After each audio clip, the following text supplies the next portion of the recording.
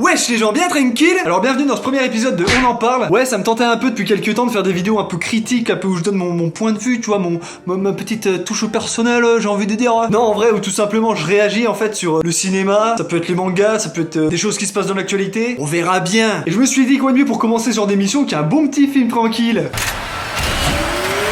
Vous avez choisi le mauvais camp.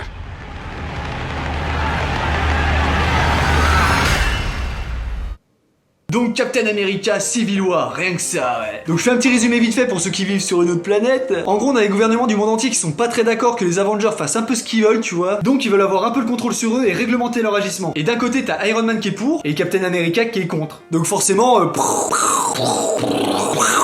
bah ça crée des tensions quoi. Et franchement l'avis que je vais donner est complètement subjectif tellement j'adore l'univers Marvel. Et donc ce que je peux te dire c'est que j'ai kiffé.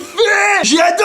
Yes. Ouais. Les scènes de baston sont trop bien. Les dialogues sont trop bien. Et même quand il se passe rien c'est trop bien. Non plus sérieusement ils ont géré quoi. Les nouveaux personnages sont introduits mais d'une telle efficacité. Je veux dire, ils pouvaient pas faire mieux, les mecs. Notamment Black Panther qui est super bien introduit. Je veux dire, c'est pas le héros qui descend de nulle part, tu sais pas d'où il vient, quoi. Non, le mec, il est là, il sert l'histoire. Franchement, pas déçu. Il y a le personnage de Vision aussi qui est très bien développé dans le film. Franchement, il est super réussi. Ant-Man aussi est super bien introduit et on sent qu'il est pas là pour rien, tu vois. Enfin, tous les personnages sont super bien développés dans l'ensemble, quoi. Je veux dire, il y a pas que Captain America contre Iron Man. C'est vraiment tous les personnages. Il y a un bon développement sur chacun d'eux et ça, c'est très intéressant. Et il y en a un en particulier qui m'a franchement marqué. Et je dis pas ça parce que je suis fan. C'est Spider-Man! Bah ouais, sans déconner, c'est pas trop énorme. Parce que bon, depuis que je suis gamin, c'est un peu Spider-Man, mon super-héros préféré, tu vois.